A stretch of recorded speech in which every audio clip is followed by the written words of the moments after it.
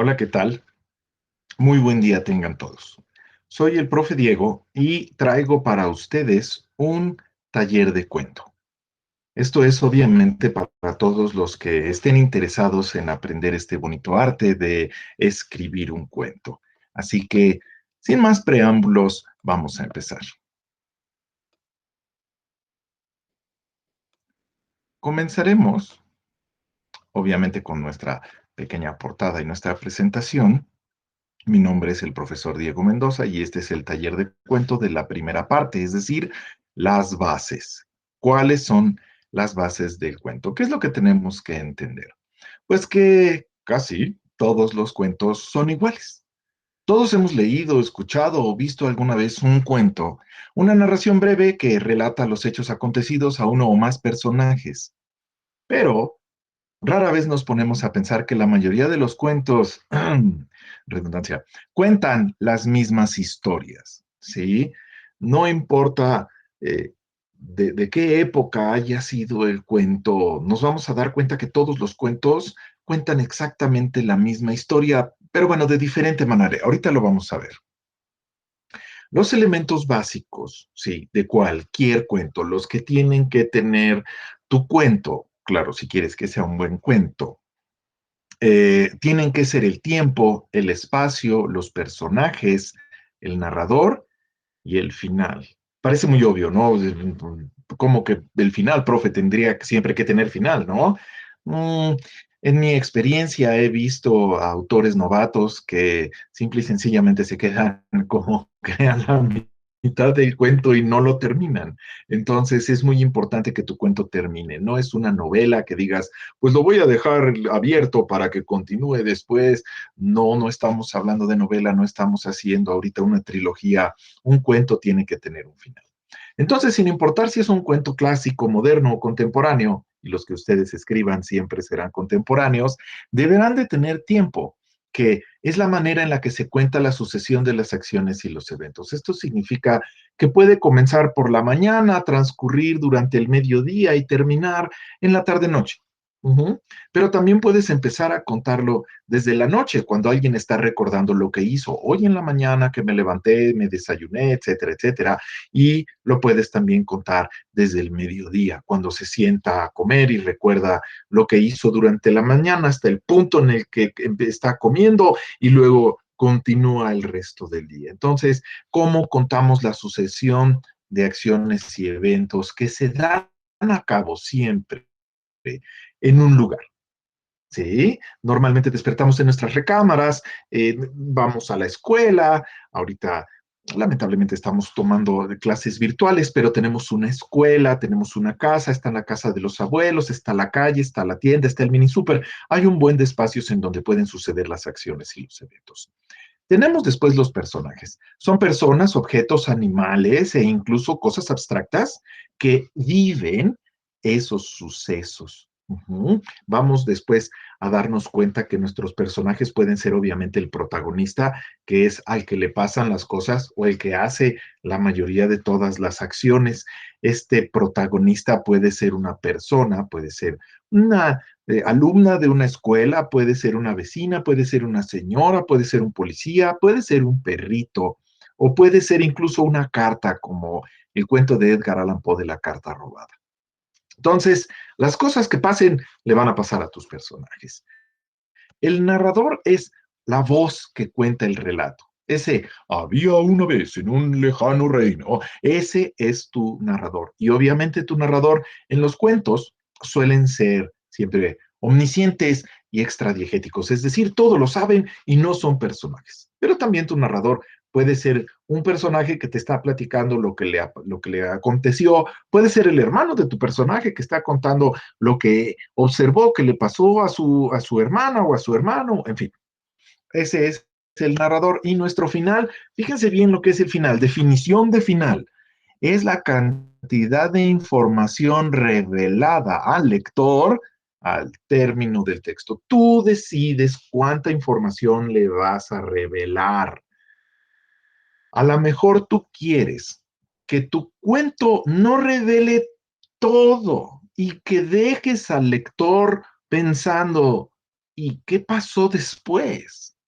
¿Sí? Y entonces a lo mejor una persona muy optimista puede decir, se casaron y vivieron muy felices. Y una persona que ve el vaso medio vacío puede decir, no, pues seguramente se separaron y cada quien tomó su camino.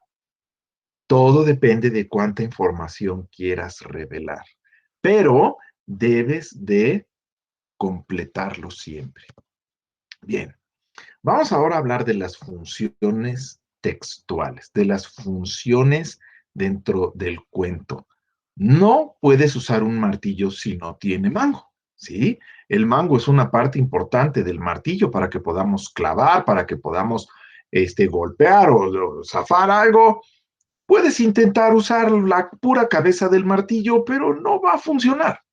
Esa es la razón por la que todos los elementos anteriores son absolutamente necesarios para que pues, tu narración funcione. Son sus elementos básicos, es decir, el tiempo, el espacio, los personajes, el narrador y el final son el mango del martillo, son absoluta, total y completamente necesarios. Sí, ha habido gente que ha intentado escribir narraciones sin utilizar alguno de estos y que creen no han salido muy bien, que digamos. Resulta que hubo un señor que se llamaba Vladimir Prop, que estudió cientos de cuentos y descubrió que existen 31 elementos presentes en todos los cuentos. ¿Y cómo creen que les puso de nombre? Pues las funciones del cuento.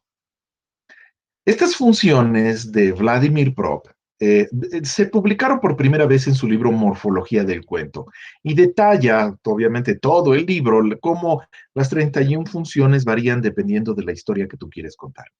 No es necesario que existan todas en un mismo cuento para que el cuento funcione, pero tú que vas a escribir un cuento, y bueno, ahorita es la parte teórica nada más, por eso se llama taller de cuento las bases, tienes que estar consciente de que pues unas 10 funciones debería de tener tu cuento para que funcione muy genial, ¿sí? Para que no le falten piezas, por así decirlo, ya que estas funciones Prop descubrió que son la base de la narrativa humana y han estado presentes desde el inicio de los tiempos y en todos los grandes autores de la historia de la literatura las han usado. Nuevamente, profe, ¿y hay alguien que no las haya usado? Sí, pero esos cuentos no son tan chidos. Bien, vamos a ver rapidísimo, sí, porque se supone que este es un taller, ahorita el de las bases, la idea es que sea muy teórico y que tú lo puedas después revisar y hacer tus anotaciones. Tú puedes después investigar en línea si quieres cuáles son las 31 funciones de prop, así las puedes buscar y ya puedes más detalladamente estudiarlas y ver cuáles son las que te van a funcionar. De esto vamos a hablar en la segunda parte del taller. Pero vamos a leerlas. Número 1, alejamiento. Uno de los miembros de la familia se aleja de la casa. No necesariamente tiene que ser una familia, si me entienden. Puede ser un club, puede ser una escuela, puede ser un grupo. Número 2, prohibición. Sobre el protagonista recae una prohibición. Entonces, a tu protagonista le prohíben algo y puede ser cualquier cosa. No tiene que ser algo de leyes ni nada por el estilo, aunque también puedes obviamente entrarle por ahí a tu cuento, ¿no? Entonces a Pinocho le prohibieron hablar con extraños y no hizo caso y lo hizo. Y a Caperucita le prohibieron ir por el camino corto y de todos modos lo hizo. Entonces ahí tenemos un par de ejemplos. La transgresión es precisamente transgreder la prohibición. Entonces hay que tener en cuenta que para poder transgreder la prohibición primero tienes que establecerla. Por eso estos dos parecen que es lo mismo, pero no lo son. El interrogatorio. El agresor intenta obtener información. Es cuando Pinocho se encuentra con el zorro y le pregunta dónde vas y quién eres. Este punto es importante también, aunque, insisto, no, de los 31 puntos que vamos a ver, no necesitas usarlos todos. Con que uses unos 10 es más que suficiente. Y no necesitas usarlo en este orden. Más adelante, en la segunda parte del taller, vamos a ver cómo tú puedes poner estos elementos en desorden. 6. El engaño. El agresor intenta engañar a su víctima para apoderarse de ella o de sus bienes o para sacar algún tipo de provecho. Todo esto se puede siempre adaptar de forma metafórica.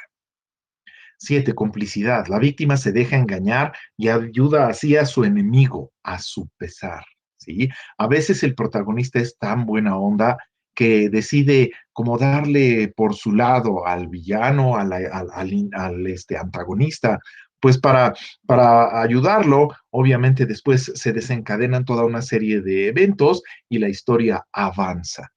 Número 8, fechoría.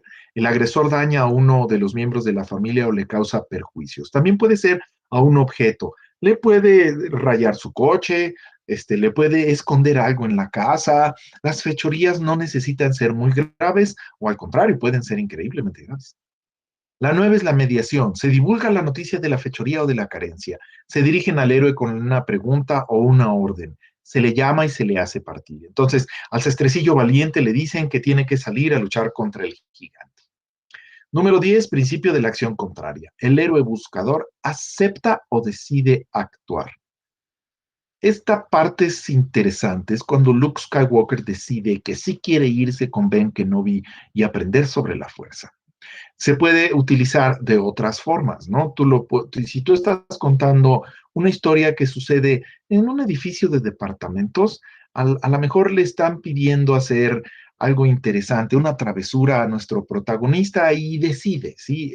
Hacer este llamado de la aventura. Número 11, partida. El héroe se va de su casa. Se encuentra con el donante. Tú puedes omitir la parte de que se encuentra con el donante. Simple y sencillamente el héroe se va de su casa. Entonces, a lo mejor entra a la universidad y se va a otro estado. A lo mejor lo cambian de escuela, ¿sí? Y se va de su casa. Número 12, primera función del donante. El héroe sufre una prueba, un cuestionario, un ataque, etcétera. Fíjense, etcétera. Es una prueba. Puede ser un examen si estás escribiendo un cuento sobre estudiantes que le preparan para la recepción de un objeto o de un auxiliar mágico. Esto es en los cuentos clásicos. A lo mejor no es un auxiliar mágico. A lo mejor en este caso es el número telefónico de una persona que le va a ayudar.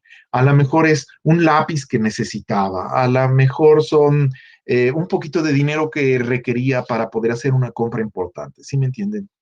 No tiene que ser un objeto mágico, puede ser básicamente cualquier objeto que le permita al protagonista llevar a cabo más acciones y que la historia se siga moviendo. Número 13, reacción del héroe. El héroe reacciona ante las acciones del futuro donante, es decir, de la persona que le brinda las cosas. Recepción del objeto mágico. El objeto mágico pasa a disposición del héroe, es decir, recibe lo que sea que le hayan dado, una libreta, unos zapatos, las botas de 7 leguas que le dieron al gato, en fin, ahí están todos esos objetos. 15. Desplazamiento. El héroe es transportado cerca del lugar donde se halla el objeto de su búsqueda. Entonces, pues eso también puede darse, ¿no? Puede ser que tome un camión, puede ser que tome una combi, puede ser que tome un avión, puede ser que vuele. Todo depende de tu cuento, del tipo de cuento que tú quieras escribir. Número 16, combate. El héroe y su agresor se enfrentan en un combate. Pues puede ser con armas, puede ser con espadas, puede ser como en Karate Kid, en un torneo, o simple y sencillamente puede ser un diálogo, un debate. Combate no necesariamente es ni violento ni por la fuerza, ¿ok? 17, marca. El héroe recibe una marca. Y obviamente puede ser que se haya quemado, puede ser que no lo sé, se eche agua encima y quede todo marcado, ¿sí me entienden? Una marca significa que lo haga distinguirse de otros. Victoria, el agresor es vencido. Y entonces, pues a lo mejor le gana en ajedrez o echan unas carreritas o ven quién avienta la botella de agua y cae paradita. Reparación. La fechoría inicial es reparada o la carencia colmada. Esta parte es bonita si estás escribiendo un cuento que tenga valores, ¿no? Y estés diciendo, bueno, pues se van a arrepentir de las cosas malas que hicieron. Número 20, la vuelta. El héroe regresa. Muchos cuentos empiezan así, ¿sí? Empiezan con el regreso del héroe. Había salido y como el foráneo que se va a la escuela y regresa en vacaciones, así podría ser. 21, persecución. El héroe es perseguido. Y sí, puede ser por perros, puede ser por bullies, o simple y sencillamente como Spider-Man puede ser que esté asolado, ¿no? Por alguien, que lo crean culpable de algo que no hizo. Socorro, él es exiliado. Si tú quieres, tú puedes decir, bueno, lo van a ayudar sus amigos, lo va a ayudar a un tío, lo va a ayudar a alguien. Llegada de incógnito. Este es interesante y no es muy común en mi opinión personal. El héroe llega de incógnito a su casa o a otra comarca. Y ahí tenemos, por ejemplo, a Odiseo, que cuando regresa a Ítaca a reclamar su trono, se disfraza para que no lo vean llegar directamente como rey, porque él quería ver cómo estaban las cosas. Pretensiones engañosas. Un falso héroe reivindica para sí pretensiones engañosas. Es cuando un falso héroe está diciendo que él hizo las cosas cuando en realidad no las hizo. Así empieza, de hecho, el sastrecillo valiente, ¿sí? Él empieza, que es una confusión en donde él dice que mató a 5 de un solo golpe y todos creen que habla de los gigantes, pero en realidad está hablando de unas moscas. Tarea difícil. Se le pone al héroe una tarea difícil. Y pueden ser como las 12 tareas de Hércules, es decir, literalmente una tarea muy difícil, o simplemente puede ser que tu personaje principal le tenga que hablar a su crush, ¿no? Y a eso podría ser muy difícil a veces. La tarea es realizada, ese es otro de los puntos en común. Las tareas realizadas pueden ser literalmente tareas como la de matemáticas o la de ciencias, o simple y sencillamente si tu personaje necesita llevar a cabo pues algún tipo de misión, lo logra. Después el héroe es reconocido. Ahora, recuerden, no tenemos que incluir las 31. Con unas 10 que pongamos es más que suficiente. En la parte 2 del taller va a quedar claro. Tarea cumplida, reconocimiento, descubrimiento, el falso héroe, el agresor, el malvado queda desenmascarado, como en Scooby-Doo. La transfiguración, el héroe recibe una nueva apariencia, como Gandalf, ¿sí? A lo mejor se corta el cabello, se rasura el bigote, no lo sé. Puede ser algo a veces muy sencillo, ¿saben? Transfiguración, ya lo dije, castigo, el falso héroe o el agresor es castigado. Si tú quieres hacer que tu cuento sea un poquito más moral, a lo mejor no quieres castigarlo como tal, ¿no? A lo mejor se arrepiente. Y el matrimonio, es muy interesante cómo en los cuentos clásicos, pues se casaban y vivían felices para siempre, ¿no? Y que ascienda al trono también puede ser metafórico, retórico, no es necesario que lo conviertan en rey o en reina, puede simple y sencillamente volverse el chico popular de la escuela, ¿sí me entienden? Ahí están las 31 funciones.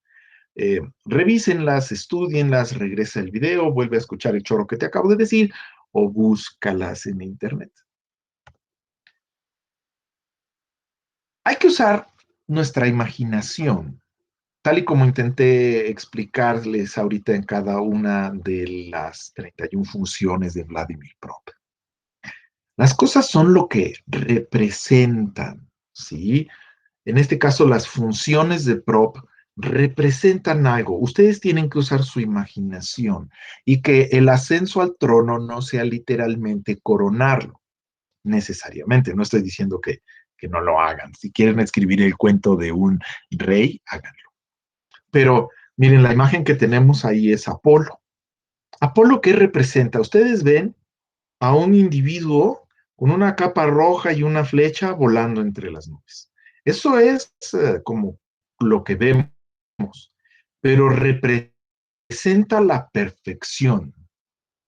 Apolo es el dios del sol, del cielo, y por eso tiene una corona de luz, ¿sí? Él es el sol, y el sol es perfecto, y el sol ilumina a todos, y el sol es genial. Entonces, Apolo representa algo. Las cosas son lo que representan, son símbolos y son signos. Es una forma de nombrar a algo con el nombre de otra, ¿sí? O de presentar algo con la imagen de otra cosa. Entonces, si tú quieres tomar como una de las funciones que el protagonista se va de casa, en realidad tu protagonista puede nada más estar yendo al mini super de la esquina a comprar algo y en el transcurso le pasan cosas, ¿sí? Como por ejemplo un interrogatorio, la entrega de un objeto de valor o de poder, etcétera, etcétera. Entonces, ese es el asunto que estamos viendo, por ejemplo, en Pinocho. Pinocho sale de casa, Pinocho se encuentra con alguien, le hacen una prohibición, la transgrede, hace un viaje, muchísimas funciones están en el cuento de Pinocho. Pinocho.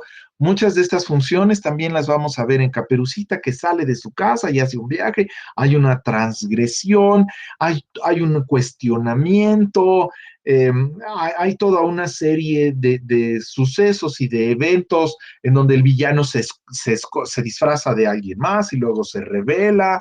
Y también podemos llegar a ver todas estas motivaciones en Hansel y Gretel. ¿Sí? También ellos dos están de alguna u otra manera viajando y el villano primero está enmascarado y después se revela y ellos tienen un objeto, en fin, todos estos cuentos, estos son cuentos clásicos, son cuentos también obviamente infantiles. Eh, no es necesario que ustedes cuenten una historia infantil, ¿sí? No es una necesidad, pero los cuentos infantiles son los que todos conocemos, a fin de cuentas. Los cuentos infantiles estamos familiarizados con ellos y quería yo ponerlos de ejemplo para que ustedes pudieran entender cómo es que se están viendo reflejadas las funciones de prop en los cuentos infantiles. Sin embargo, ustedes lo que van a hacer es escribir un cuento contemporáneo. No estoy diciendo que no escriban uno infantil con dragones, ¿sí me entienden? Y magia. Pero si ustedes quieren escribir sobre otras cosas, quiero que sepan que están en esa libertad, ¿no? Existen muchísimos autores que han explorado este género. Durante mucho tiempo fueron para niños, pero Giovanni Boccaccio fue uno de estas personas que impulsó el cuento en la literatura del Renacimiento y se ha perfeccionado de una forma genial. También pueden ustedes buscar en línea, buscar en una librería, en una biblioteca, cuentos como por ejemplo de Anton Chekhov, de Edgar Allan Poe, de Julio Cortázar, de Augusto Monterroso, de Amparo Dávila, de Stephen King, de Richard Matheson, de Ray Bradbury, de Máximo Gorky, de Guy de Maupassant, de Honoré de Balzac, etcétera. Busca algunos de estos cuentos para inspirarte. Puedes en bibliotecas virtuales que existen, buscar específicamente las antologías de cuentos. Los cuentos son absolutamente geniales y tienen la ventaja de que son breves y los puedes leer en corto tiempo. La tarea que te estaría yo dejando para este taller de escritura de cuento, querida alumna y querido alumno, es que leas por lo menos unos 3 o 5 cuentos. Lo ideal serían 5. Y que fueras con tu lista de las 31 funciones de prop, viendo cuáles de esos vienen incluidos. No van a estar así de forma literal, ¿sí? Pero ahí van a estar de forma metafórica. Va a haber un viaje o va a haber un alejarse de la casa, va a haber a lo mejor algún objeto, si me entiendes, esas 31 funciones te van a ayudar enormemente a escribir el cuento que quieres. En esta primera parte del taller vamos a ponerle pausa. Te invito a que veas la segunda parte del taller, que es la parte práctica, en donde te voy a dar 2 diferentes técnicas, aunque en realidad es básicamente el mismo sustento, pero son 2 formas en las que tú puedes planear tu historia, prepararla para ponerte a escribirla. Muchísimas gracias. Yo soy el profesor Diego Mendoza y vamos a dar por terminada la primera parte de este taller de cuento. Gracias.